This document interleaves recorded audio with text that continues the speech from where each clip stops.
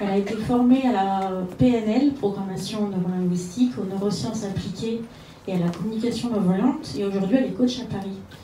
Et pour ceux qui connaissent un peu plus son histoire, elle est juriste de formation et elle était conseillère d'insertion et de probation dans l'administration pénitentiaire. En résumé, elle était coach de prisonniers. Et quand on coach les prisonniers, j'ai envie de dire, on a la cible la plus dure et la plus corsée. Donc après, faire de l'accompagnement sur mesure pour une clientèle diversifiée, ça va plutôt bien. Aujourd'hui, Mahalia, depuis plus de 10 ans, elle fait du coaching individuel, des ateliers, des formations et des conférences comme ce soir. Et depuis début 2018, elle collabore avec Radio Médecine Douce et elle fait des coachings en direct. Sans plus attendre, vous n'êtes pas venu me voir, vous êtes venu voir Mahalia. Sans plus attendre, je laisse la place à Mahalia Griot, une coach d'enfer, devant un rideau de velours. Je vais sortir un nouvel album. Mais avant, il faut comprendre les bases. Je vais faire une vidéo simple où je vais dire des trucs simples. Bonsoir. Il y a des chevaux déjà dans la salle. C'est marrant parce que je vous vois, en même temps je vous vois pas vraiment, je vous devine. Merci Colette pour cette intro, hyper cool. Ouais, j'ai été coach de tôlard, au sens propre.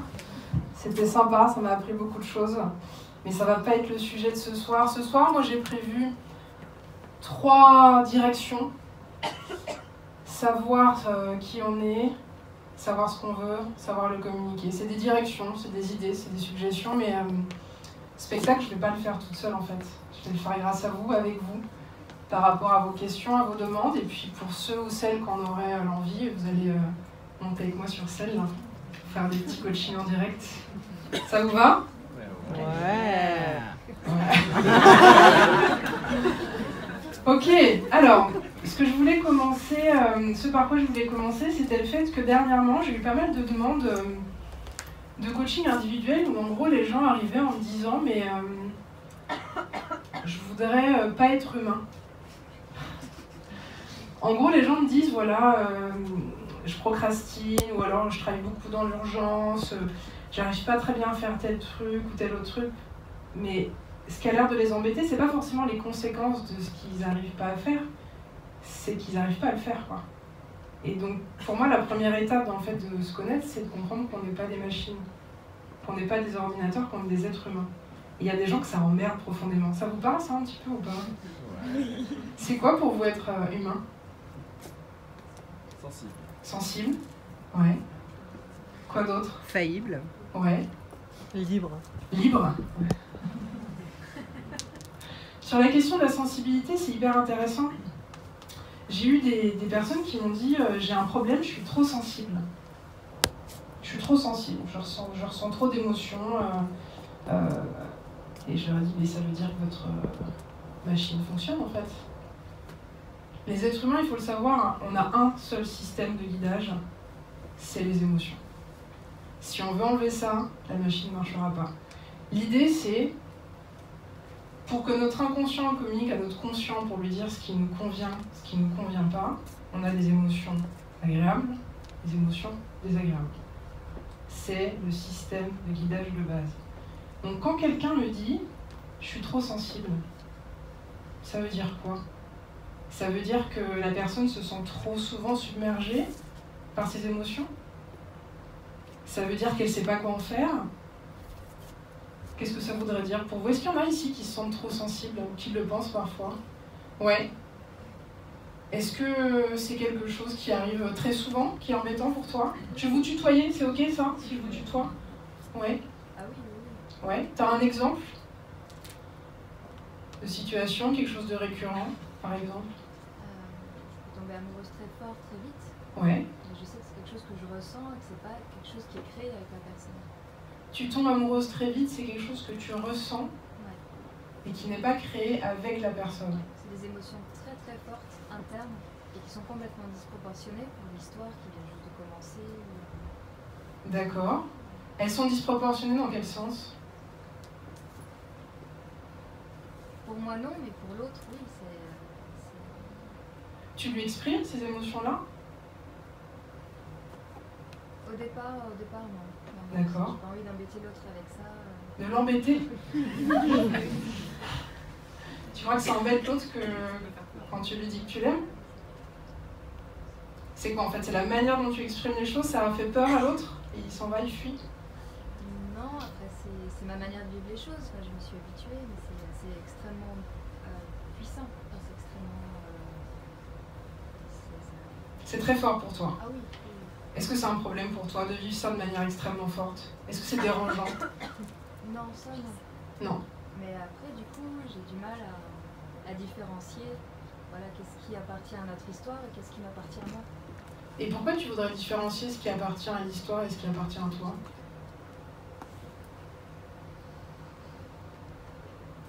Pour prendre le temps de connaître l'autre, en fait. Et pas vivre ça, j'allais dire, avec n'importe qui, ce qui a été le cas, beaucoup. Tu t'enflammes trop vite? Oui. D'accord. Et tu vis des choses avec des personnes et après tu regrettes? C'est arrivé. C'est arrivé? Ok. Et comment est-ce que tu peux modifier ça? C'est un scénario qui se répète. Donc dans l'idée, quand on a des scénarios qui se répètent comme ça, c'est de faire les choses un petit peu différemment pour voir si ça change quelque chose. Est-ce qu'il y a quelque chose que tu pourrais faire différemment? Je m'étais tournée vers la spiritualité. D'accord. Cet amour-là, au lieu de le mettre dans un homme, je l'ai mis dans la réalité. Enfin, bon, Ok. ça, c'est un sentiment d'amour en fait qui est présent. Et, C'est intéressant. Donc on pourrait dire que tu as énormément d'amour à donner, ouais. donc à recevoir. Normalement, ça va dans les deux sens. Et que quand tu as l'occasion de rencontrer quelqu'un, il y a tout qui va dans cette histoire potentiellement. C'est ça. Donc peut-être un peu trop vite. Ouais. Et donc ce que tu as fait, toi, c'est que tu t'es tourné vers la spiritualité pour pouvoir vivre cet amour de manière beaucoup plus large. Ce serait quelque chose comme ça? À l'époque, oui, c'est ce que j'ai Ok. Ça a fonctionné pour toi? Ah oui. Ouais. Excellent. Génial. Est-ce qu'il y a d'autres personnes qui se trouveraient trop sensibles parfois? Les gens me disent non, je vois des noms. Très bien. J'ai un problème de sensibilité. Oui. Je ne peux pas regarder la télévision en fait parce que ça m'abreuve d'émotions. Je pleure, mais je pleure devant n'importe quoi. T'as un exemple? Un documentaire animalier, la guerre. Oui, la guerre. Je ne fais pas de. Dès qu'il y a Ok. des poissons. Des poissons. Un type de poisson précis ou... La télévision me procure des émotions terribles. D'accord. Il n'y a que la télévision, il y a d'autres choses? Dans la vie aussi, mais je sais que la télévision. Particulièrement les images. La télévision parce que je ne pourrais pas la regarder. D'accord. Est-ce que c'est un problème pour toi? Oui, parce que quand je la regarde, je suis très vite émue aux larmes. Ok. Et en quoi c'est compliqué pour toi d'être ému aux larmes quand tu regardes la télévision? Bah, quand tu vois deux poissons dans la mer, Et que tu pleures? tu pleures, c'est compliqué. Pourquoi c'est compliqué? J'aimerais mieux pas faire ça. C'est Pourquoi? parce que j'abdique trop vite le rationnel. Je suis pas capable de me dire il y a deux poissons, je pleure. Donc en fait, ça t'emmerde d'être humaine? Oui, bien sûr. Oui, bien sûr. Oui, on est plusieurs. Hein. Ok. Est-ce que si tu es toute seule devant la télé, c'est moins un problème? Ça reste un problème. Ça reste un problème? Ok. Mais des dessins animés pour enfants, aussi. Tout. En fait, t'allumes le poste, t'es parti, Gonzo. Des publicités presque. Publicité, non, je pense que tu... je pense que tu plaisantes. Ok. Est-ce que dans la question de montrer ses émotions ou pas, il n'y a pas un énorme poids qui est celui du regard des autres? C'est pour ça que je te demandais si quand tu étais toute seule, ça faisait une différence. Chez toi, pas forcément. Est-ce qu'il y a souvent des émotions que vous vous autorisez pas à vivre parce que les gens risquent de les voir? Oui. Ouais, là je vois quand même des têtes qui bougent. C'est dans ce sens-là où je dis qu'il y a une espèce d'erreur dans l'air du temps. Les émotions manifestées, surtout quand c'est des larmes, sont vraiment considérées comme des signes de faiblesse et de vulnérabilité. On dirait qu'on a oublié que c'est vraiment de ça qu'on est fait. Et qu'en fait, ça veut pas dire grand-chose d'une personne qu'elle pleure dans telle ou telle situation. Ça veut juste dire que c'est un être humain, quoi. Ça vous parle, ça, un petit peu, ou pas? Est-ce que vous avez déjà été très gêné quand vous êtes retrouvé avec quelqu'un qui pleurait à côté de vous? Est-ce que c'est gênant pour vous? Est-ce que ça vous met mal à l'aise? Ouais, il y a quand même pas mal de gens que ça met mal à l'aise. Pourquoi ça vous gêne quand quelqu'un se sent pas bien? Pardon? L'empathie. Ouais. C'est-à-dire? Moi, si quelqu'un pleure, je pleure. J'ai des yeux qui se mouillent, c'est tout de suite. Directement? Instantanément. Okay. Mais ça ne me gêne pas forcément. Ça te gêne pas forcément? C'est-à-dire ça va te toucher? Moi, personnellement. Toi, personnellement, ouais. Ça va peut-être même avoir un effet similaire? Direct. Ok, mais c'est pas forcément un problème pour toi? Pas pour moi. Ok. Mais ça peut peut-être. Ouais. Qu'est-ce qui fait que c'est pas un problème pour toi d'être ému aux larmes quand quelqu'un l'est aussi? Moi, j'aime bien pleurer. Hein. T'aimes bien pleurer? Ouais, c'est intéressant. Ouais. C'est quoi qui te plaît dans le fait de pleurer? Alors, du coup, moi, je suis pas particulièrement sensible. Ouais. D'accord. Ok. Pour le coup. Mais du coup, d'avoir l'empathie et de pouvoir vivre une émotion à travers quelqu'un ou avec quelqu'un pour l'accompagner dedans, avoir le frisson, être touché, j'aime ça. J'aime être touchée. Je vais au cinéma pour ça. Ouais. Tu vois, a priori, c'est pas quelque chose qui m'embête d'être touchée. Ouais. Parce qu'être touché, c'est la preuve de quoi? C'est vivre. Hein, qu'on est vivant, en fait. Tout simplement. Ouais. Ok. Est-ce qu'il y a d'autres personnes qui sont gênées quand quelqu'un pleure? Qui savent pas quoi faire? Parce que ça aussi, le truc, c'est un petit peu démuni face à quelqu'un qui est très gêné. Je sais pas quoi faire, je sais pas comment réagir. Est-ce que je dois aider cette personne? Est-ce que c'est un appel à l'aide? Est-ce qu'elle est simplement en train de ressentir quelque chose, mais que... Ok. Pas forcément, enfin voilà. Moi, ma place par rapport au message que la personne en face elle envoie, est-ce que c'est un message pour moi? Est-ce qu'elle est juste en train d'exprimer quelque chose de personnel? Enfin, moi, qu'est-ce que je fais par rapport au message? Comment tu réagis par rapport à ça? Est-ce que je dois l'aider? Est-ce que je la laisse pleurer? Ok. Est-ce que vous avez des idées de réaction? Demander à l'autre? Demander à l'autre, ouais. Est-ce que ça te semble envisageable, possible, de dire à l'autre de quoi tu as besoin? Est-ce que tu as juste besoin que je reste là avec toi? Est-ce que tu as besoin qu'on parle de la cause de tes larmes? Est-ce que tu as juste besoin de l'écoute que je peux te donner? Est-ce que tu as besoin d'un conseil? Ça te semble possible? Ouais. Ok. Très bien. Il y a un autre truc qui me semblait important sur la question de bien se connaître, c'est les croyances qu'on peut avoir sur soi par rapport à ce qu'on nous a raconté. Il y a un truc que j'utilise assez souvent, ça s'appelle la légende familiale, c'est-à-dire ce que votre famille a dit de vous depuis en général assez longtemps et que vous avez cru, à tel point que vous en avez fait une partie de vous-même. Ouais, oulala, tout le monde, ok. Est-ce que je peux avoir des exemples de croyances que vous avez sur vous et que votre famille vous aurait donné? Ouais. Le clown. Ok. Ça te plaît ça ou pas? La plupart du temps je dirais oui, mais pas mal de fois non. Ok. Qu'est-ce qu'il y a d'autre comme croyances qu'on vous aurait filé comme ça? Moi c'était par rapport à l'émotion de la colère. Ouais. Quand j'étais petite, on me disait, enfin petite, ado, que voilà, j'étais super générale, susceptible, je me vexais facilement, j'avais un mauvais tempérament. Et aujourd'hui, en tant qu'adulte, du coup, la colère, je la vois comme quelque chose de mal en fait. J'ai pas le droit de me mettre en colère. C'est parce que c'est vraiment quelque chose qu'on m'a inculqué qu'il ne faut pas se mettre en colère, il faut être gentil, il faut rester calme. Et c'est ce qui me donne des difficultés à gérer justement cette colère aujourd'hui.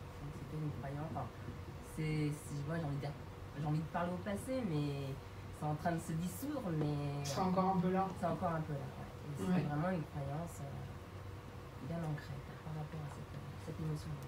Ok. Tu veux monter? Non.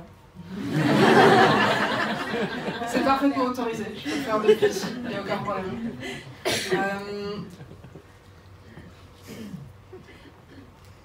La colère, pour moi, c'est une des émotions non seulement les plus saines, mais les plus utiles. La colère, c'est ce qui vient dire je ne suis pas d'accord avec ce qui est en train de se passer. La colère, c'est ce qui vient mettre une limite entre soi et l'autre. Donc c'est une émotion qui participe à la définition de soi. On fait souvent une confusion entre la colère et la manière dont elle est exprimée. C'est souvent ça le problème. Quand on dit aux personnes qu'elles n'ont pas le droit de se mettre en colère, comme ce qu'on t'a un peu donné comme message, on parle rarement de l'émotion, on parle plutôt du fait de le manifester d'une manière X ou Y. Parce qu'en fait, c'est ça qui cause un problème. C'est le fait qu'on va se mettre, je sais pas, à élever le ton, à s'agiter, à dire des choses qu'on pense pas vraiment, des choses comme ça. C'est ça qui heurte les gens. Et donc en fait, souvent, avec la colère, c'est plutôt une question de savoir comment l'exprimer plutôt que de savoir si on a le droit d'être en colère ou pas. Déjà, est-ce que la différence est quelque chose qui te paraît clair ? Aujourd'hui, oui. Aujourd'hui, Mais oui. peu. À l'époque, ça l'était pas du tout. Non, du tout, parce que même dans la famille, c'était appris comme ça. Et du coup, oui, l'expression de la colère, déjà la colère en elle-même, on la connaissait pas. Alors comment l'exprimer, comment l'appréhender, comment la communiquer voilà, quand il n'y avait pas de mode d'emploi, il n'y avait rien. Il fallait juste la réprimer, et sourire, et rester gentil. C'était ça. Ok, c'était sois gentil et voilà. fais pas trop de bruit. Être gentil et voilà, essaye pas. Ok. Alors, j'ai des idées qui me viennent par rapport à ce que tu me dis. En fait, souvent, quand je rencontre des situations, je peux faire des analogies avec d'autres situations que j'ai rencontrées chez des clients individuels. Ce qui est intéressant là, c'est que j'ai une idée et que je ne te vois pas, donc je ne sais pas du tout si mon idée fonctionne ou pas. Est-ce que tu viens d'une famille d'immigrés ? Non, du tout. Pas du tout ? Par contre, j'étais adoptée. Ok. Bon, je pense pas que ça marche. Je vous explique pourquoi j'ai pensé à ça. Il m'est arrivé plusieurs fois en accompagnement d'avoir des personnes qui étaient seconde génération d'immigrés, et toute origine confondue, c'est pas le sujet. Et en fait, ça peut donner quelque chose de l'ordre de « il faut pas faire de vagues ». Il faut pas qu'on nous voie, il faut pas qu'on nous entende, sous-entendu inconsciemment, sinon on va nous mettre dehors, quoi. Donc ça peut donner des comportements, en tout cas des messages familiaux qui visent à demander aux gens de ne pas exprimer grand-chose en fait, de se faire tout petit, de rester assez lisse. C'est pour ça que je pensais à ça. Mais ça s'applique pas, a priori pas à ta situation. T'as des frères et sœurs ? J'ai un grand frère, mais ce que tu dis, ça me parle parce que c'est quand même une famille très aimante, très affectueuse, mais très soucieuse de son image, justement, de l'image qui était renvoyée.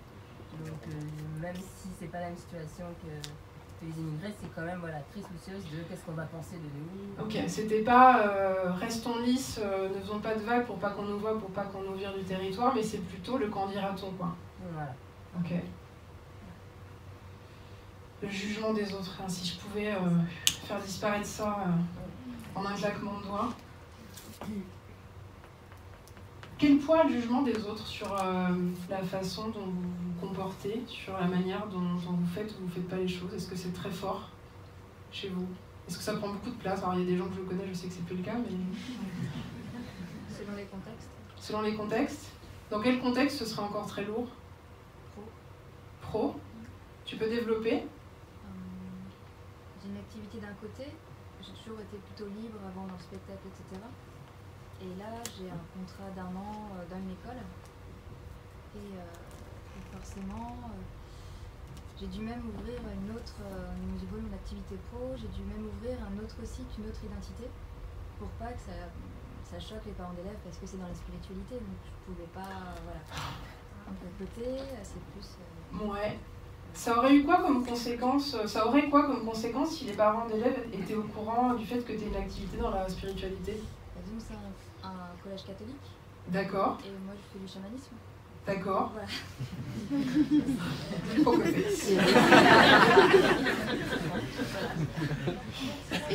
Et tu penses que ça aurait quoi comme conséquence concrètement? La compréhension, de la peur, parce que c'est pas du tout connu. Puis y a des... Et concrètement, les gens ils viendraient te faire chier ou pas? Non, je pense pas, parce que je suis bien aimée là-bas, du personnel, des élèves, etc. Mais c'est pour pas déranger, vraiment c'est ça. Ok. Je vais pas les embêter avec des idées qu'ils pourraient avoir.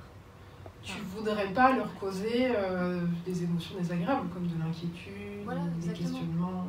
Bah ouais. Ok. Alors dans ce cas-là, je sais pas, si ça se trouve c'est un calcul tout à fait raisonnable et raisonné de se dire bon, on va peut-être pas mélanger les espaces, j'ai peut-être pas envie d'avoir 15 000 discussions avec des parents d'élèves sur comment faire rentrer quelqu'un en transe avec un tambour, ça va être un peu compliqué. Car oui, sache-le, dans certains cercles, le chamanisme, c'est normal, en fait. Hein, voilà, okay.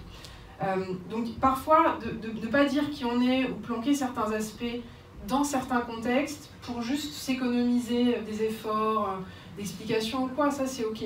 Là où je commence à interroger le truc, c'est quand ça va à l'encontre de la nature profonde des gens et que résultat, on finit par se couler dans un moule qui ne ressemble pas vraiment à qui on est.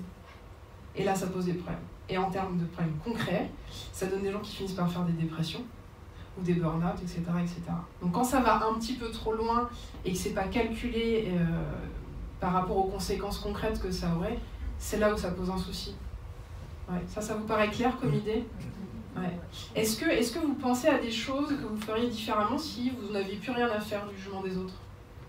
Qu'est-ce que vous feriez différemment? Je m'habillerais en pyjama tous les jours. Tu t'habillerais en pyjama tous les jours? C'est ta mère à côté qui est genre, ah bon? Mais genre pour sortir dehors? Ouais. En vrai, je serais capable, mais bon... Sinon, tu peux aller habiter aux États-Unis, tu sais, pour moi, c'est normal. C'est vrai, c'est la mode en plus, c'est sympa. En France... Pauvre Karl Lagerfeld qui est décédée hier, si tu entends Tu t'habilleras en pyjama toute la journée, ok. Est-ce qu'on peut faire l'hypothèse que de ne pas être habillé en pyjama, c'est pas trop une atteinte à ton identité? Donc ça va. Ça va. Ok, est-ce qu'il y a d'autres choses qui vous viennent en tête? Qu'est-ce que vous feriez différemment si le jugement des autres n'était pas un problème? Je serais beaucoup plus tactile. Je serais beaucoup plus tactile.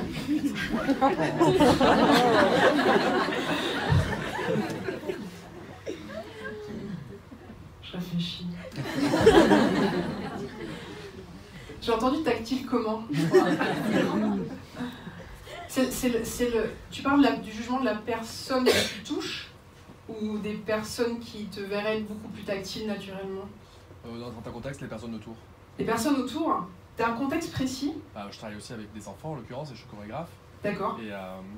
Et donc il y a la nécessité de ce travail charnel et il y a très souvent ces barrières qui sont mises dans l'éducation et qui ne permettent pas d'avoir ce rapport physique, cette proximité que la danse demande justement, mais il y a cette barrière dans l'éducation et voilà, il y a une censure en fait qui fait qu'on ne peut pas. Quand tu parles dans l'éducation, tu veux dire dans l'éducation? Dans le système scolaire, parce qu'on travaille beaucoup en système scolaire. Ouais. S'il n'y avait pas cette barrière et que tu pouvais te permettre d'être plus en contact avec... Alors je pèse aussi en disant à quel point c'est tendu comme sujet, mais juste pour faire un petit peu en avant, si tu n'avais pas ça et que tu pouvais te permettre, qu'est-ce que ça changerait pour toi? Ça permettrait d'aller dans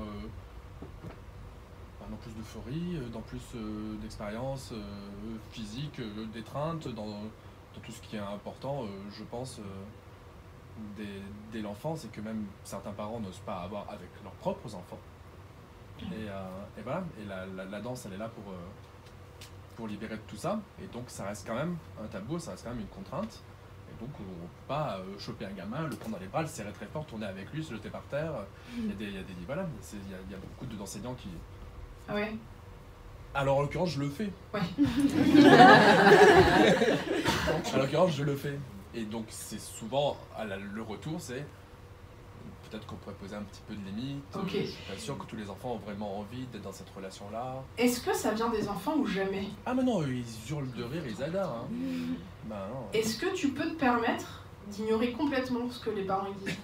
C'est pas les parents, c'est les enseignants. En plus, ouais, les pères donc, ouais. Est-ce que tu peux te permettre d'en avoir rien à faire?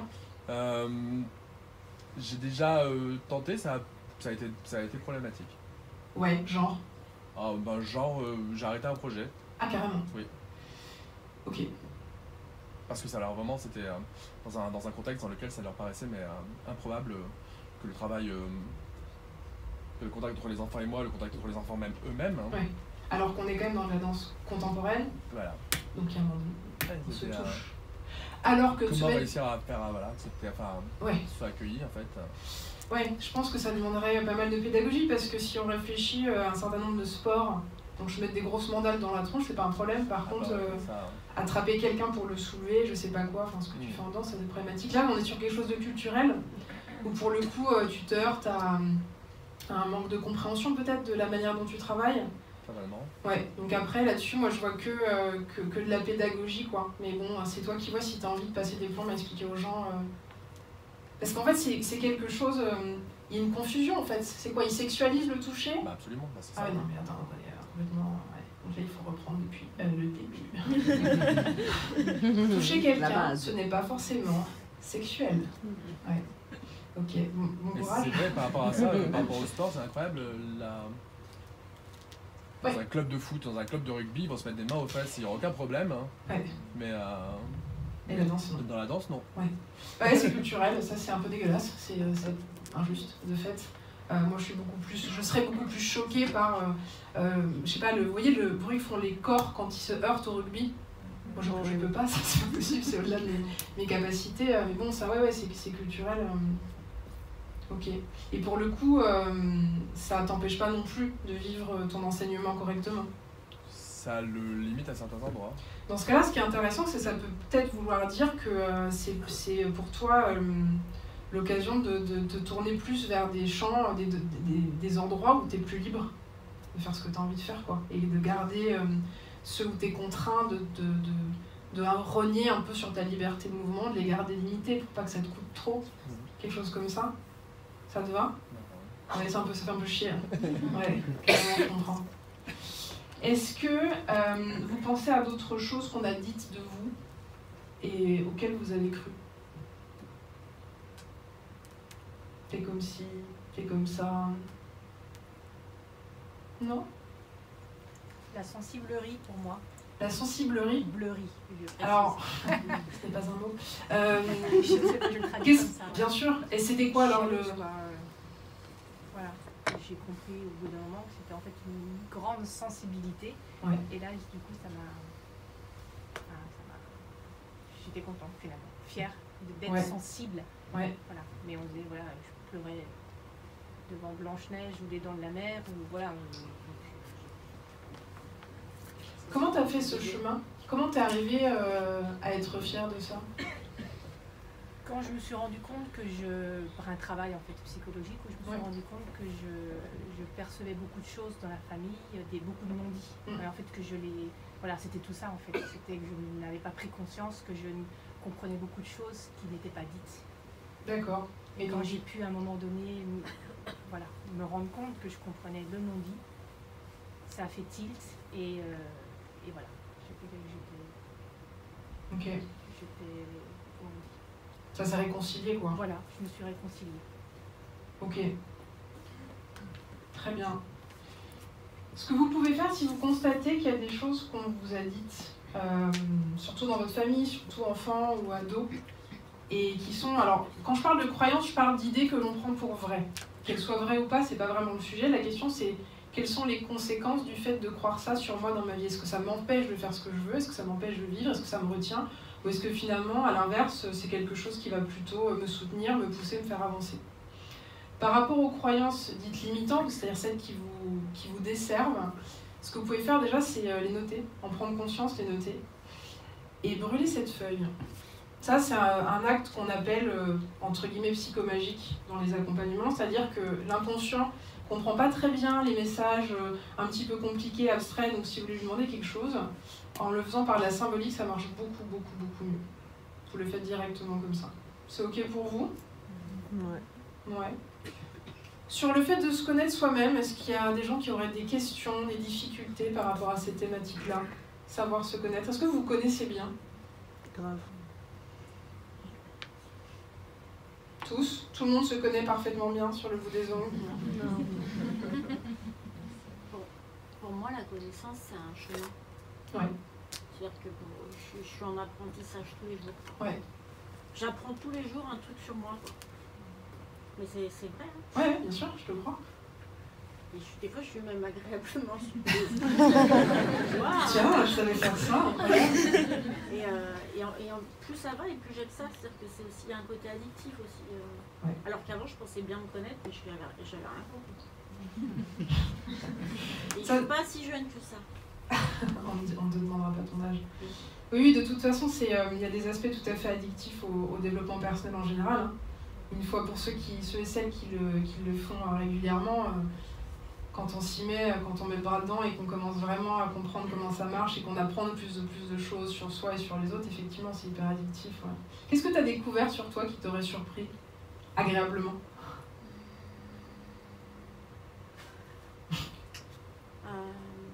ma capacité à être authentique et que cette authenticité provoquait quelque chose chez les gens. Provoque quoi chez les gens? Est-ce que toi on entend? Ça va? Ouais.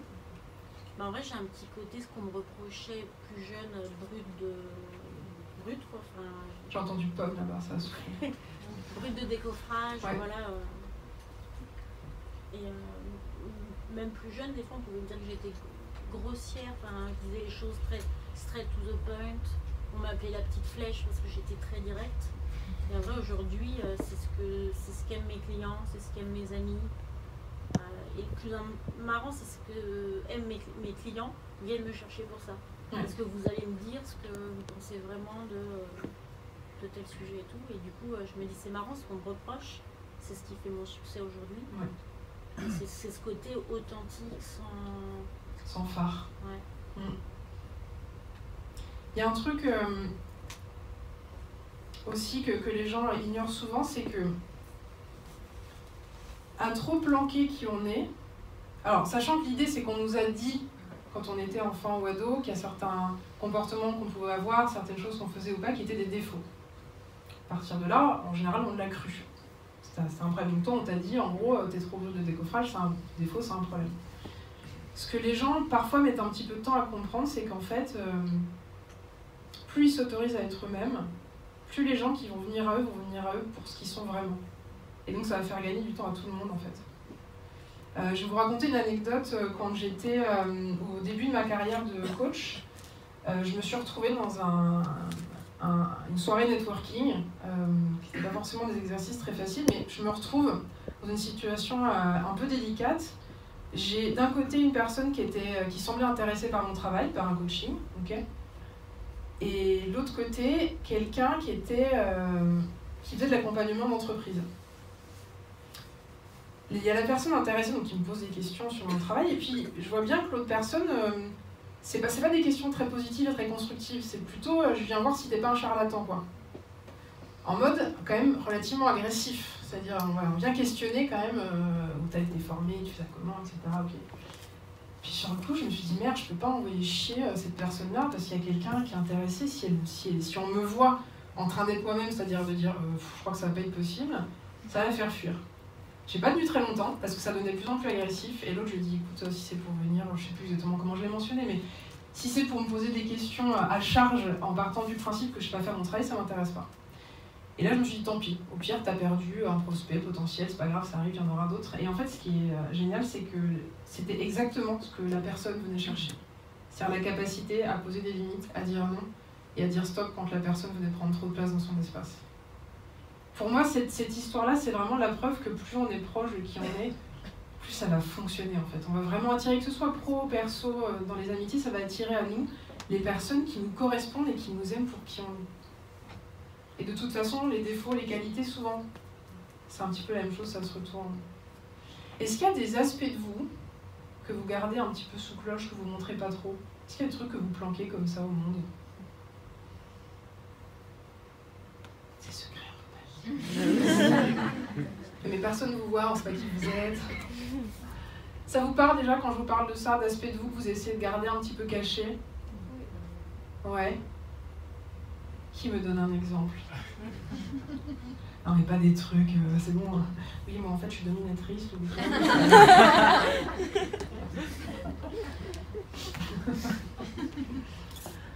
Allez, un peu de courage. Les aspects de vous que vous gardez cachés. L'envie. L'envie. Être envieux. Être envieux? Ok. Est-ce que ça vous choque ça, le fait d'être envieux? D'être jaloux? C'est un truc qui vous dites quoi? C'est humain. Ouais. C'est tellement humain. Tellement humain. Ok. Ce qui est intéressant avec l'envie et la jalousie, pour moi, ça vient dire ce que je vois chez l'autre, c'est ce que je ne sais pas encore être capable d'avoir.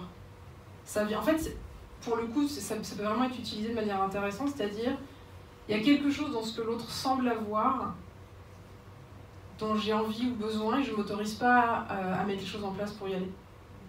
Donc pour le coup, c'est un sentiment qui peut se retourner assez facilement. Ok. D'autres exemples?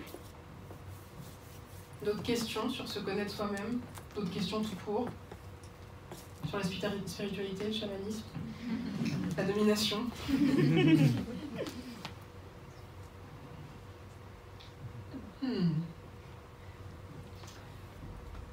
Alors, qu'est-ce que j'avais dit? J'ai une souffleuse normalement, mais je vais essayer de me rappeler quand même ce que j'avais prévu. La deuxième partie, savoir ce qu'on veut. Je voulais vous parler de la question de la norme. Il y a quelque chose dans l'air du temps, on nous vendrait un scénario dans lequel, si vous avez ça, ça, ça et ça, normalement vous êtes heureux. Ça marche pas toujours. Est-ce que ça vous est déjà arrivé? Est-ce que vous êtes déjà dit, si je parviens à avoir telle ou telle chose, ça garantit mon bonheur, et après vous apercevez que ça marche pas du tout? Est-ce que vous avez vécu ça déjà? Ouais. Ouais, comme quoi? Le couple. Le couple? Le couple? Ouais. De se dire le jour où j'ai rencontré le mec parfait, qu'on a la maison idéale, le petit chien, on est au top. Et en fait non. Et en fait non. De sentir qu'il manque quelque chose de fondamental, ouais. Ok. Et est-ce que tu sais maintenant ce que c'était, ce qui manquait? Ouais, me rencontrer. Ouais, toi? Ouais, moi. La rencontre avec toi-même avant la rencontre avec l'autre, quoi. De savoir qui j'étais, ce que je voulais, voilà, m'appréhender, passer du temps avec moi, aimer être avec moi en fait. Ouais. Je pense que tant que j'étais pas dans cette conquête de moi, j'étais dans une attente beaucoup trop importante de ce que l'autre pouvait me donner. Du coup, c'était pas juste, c'était trop dépendant. Donc j'avais besoin de faire pousser de l'amour avant tout en moi pour être moins dépendante de l'amour de l'autre. Ouais, bien sûr. L'autre va me remplir. L'autre va me donner ce dont j'ai besoin, il va remplir le vide que j'ai, il va me garantir quelque chose, ça va venir de l'extérieur. Mais c'est une belle planque. Ouais. C'est clair. Ça marche pas très bien en fait. En fait, l'idée c'est vraiment de regarder à l'intérieur de soi-même d'abord, et ensuite de souhaiter partager ça avec quelqu'un. Je pense pour moi, dans ma vie. Pour toi, c'est comme ça que ça marche? Ouais. Ça parle à d'autres sur la question du couple, d'avoir projeté des choses dessus et de s'être rendu compte qu'en fait... Alors ceux qui sont en couple, évidemment, ils sont... Mais oui, chérie, tu m'as rendue parfaitement heureuse. Aller chercher les choses à l'extérieur d'abord, c'est pas forcément la meilleure solution. Ouais. Est-ce qu'il y a d'autres choses comme ça? Vous avez cru que cette chose-là allait vous donner le bonheur et ça a foiré? Ouais, le boulot. Ouais. Un poste à responsabilité. Dans un grand groupe. Avec une grosse paye. Avec une grosse paye, des bonus. Des gros avantages. Ok. Mais ça marche pas. Ça a marché combien de temps? Ça a marché un petit peu? Ouais, ça a marché 2-3 ans. Ouais. Et après, ça marche. Ça a mis 7 ans pour l'avoir. Et après, ça a marché. Quelques années. Quelques années. Ok. Fallait être en haut de la montagne pour se rendre compte que la vue, elle était pourrie. Changez-moi tout ça. C'est ce que t'as fait d'ailleurs. Changer tout ça, tu t'es marré. Est-ce qu'il y a d'autres choses comme ça? Vous avez pensé une fois que j'aurai ça, c'est bon. C'est fait. Noël. L'autre, tu me lances sur Noël, quoi. Tu peux développer? C'est typiquement le stéréotype vendu par les magazines, les marques, la grande consommation. Ouais. On voit des familles qui rayonnent de joie à côté d'un sapin. C'est beau. Ah, j'ai entendu, c'est trop bien Noël, donc on va diviser la salle en deux. Pour Noël et contre Noël, ouais. Mais voilà, c'est aussi quelque chose pas forcément qui vient de nous-mêmes, mais qui est tellement répandu et qui est tellement normalisé. Là, on est vraiment dans la question de la norme, que finalement, on s'en comme en décalage, c'est comme les vacances. Hein. On a tous eu des vacances pourries, alors qu'on ne s'autorise pas à se dire que les vacances peuvent être réussies comme elles peuvent être ratées. C'est un peu ça. C'est l'idée que ça ne rend pas forcément heureux à chaque fois, tout le temps, à tout instant. Mais il y a même des gens pour qui les vacances, c'est pas forcément une bonne chose. Hein. Il y a des gens pour lesquels la déconnexion n'est pas forcément une source de joie. C'est pas obligé. C'est ça qui est intéressant dans l'idée de s'interroger sur la norme, effectivement. Alors Noël, l'idée c'est... déjà, on doit se voir à Noël dans la famille. On doit rester à table longtemps, manger beaucoup trop. Ouais, alors il y a des gens qui adorent, la question n'est pas d'annuler Noël, mais si vraiment j'aimerais bien annuler Noël, mais... c'est la question de l'obligation, en fait. Les choses... Il y a un certain nombre de choses, je pense, qui sont faites de manière automatique, pour lesquels les gens ont arrêté de se demander s'ils avaient vraiment envie de le faire ou pas. Et en fait, il y a des gens, je pense, qui seraient peut-être mieux à pas forcément fêter Noël ou à se retrouver en famille, mais à un autre moment. Parce que là, c'est peut-être pas le meilleur moment, tout le monde est fatigué, blablabla, je sais pas, les gens ils sont loin. C'est dans ce sens-là où c'est intéressant de s'interroger sur la question de la norme. Est-ce que ce que je fais, est-ce que ce que je vis, je le fais par habitude parce que je pense que c'est ça qu'il faut faire, ou est-ce que je le fais parce que ça me plaît? Parce que vraiment, ça me plaît, et ça m'apporte quelque chose, et ça me permet de me construire. Après, souvent, c'est aussi le seul moment où on peut voir sa famille. Donc c'est aussi le seul moment où on peut prendre le temps de profiter des gens qui sont nos proches. Donc quand dans l'année, on fait énormément de choses et qu'on ne peut pas les voir, c'est aussi sympa d'avoir une pause pour pouvoir profiter d'eux, même si c'est une pause qui est préméditée et qui est... Dans ce cas-là, c'est parfait. Pour le coup, moi, ce qui m'interroge dans ce que tu dis, c'est mais dans ce cas-là, pourquoi une seule fois par an? Et pourquoi là? Parce que dans les familles dans lesquelles les gens s'entendent vraiment bien, il est possible de se mettre d'accord et de se voir peut-être même un peu plus. Je les vois un peu plus, c'est pas le souci, mais c'est que souvent les grandes réunions avec la famille, c'est aussi sympa d'avoir une sorte de rituel pour pouvoir... Bien sûr, et l'idée est pas de partir dans une contre-norme obligatoire et de dire Noël c'est nul. Même si... Alors, je suis désolée, je fais partie des pas fans de Noël pendant encore, je pense, un certain nombre d'années.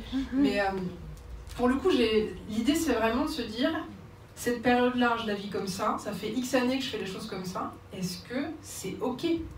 Est-ce que ça me plaît? Si la réponse c'est oui, parfait, très bien.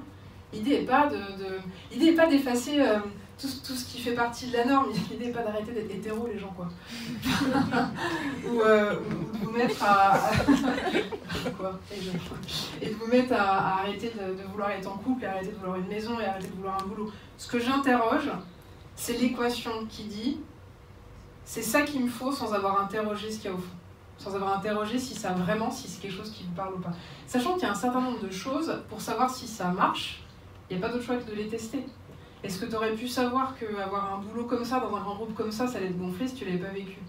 Non, bah non. J'ai attendu d'être en haut de la montagne. T'as attendu d'être en haut et de te dire non, c'est vraiment pourri, je pars ailleurs, bien sûr. Ouais, c'est évident. Sur la question de la norme, est-ce qu'il y a des gens sur qui ce sujet-là peut peser dans vos comportements, dans ce que vous permettez de faire ou pas? Il y en a là qui sont le premier rang, la norme, rien à foutre. Est-ce que ça parle à certaines personnes, la normalité, les choses qu'on devrait faire ou pas? Après, je trouve que c'est pas toujours facile à assumer parce que quand tu dis, en effet, tu peux. Nous, c'est ce qu'on a fait par exemple, ça fait 2 ans qu'on va plus dans la famille pour Noël. Ouais. Et c'est quand même dur à assumer, je trouve, parce que le poids de la famille qui comprend pas pourquoi on vient pas, pourquoi. Que quand même on pourrait faire un effort et que.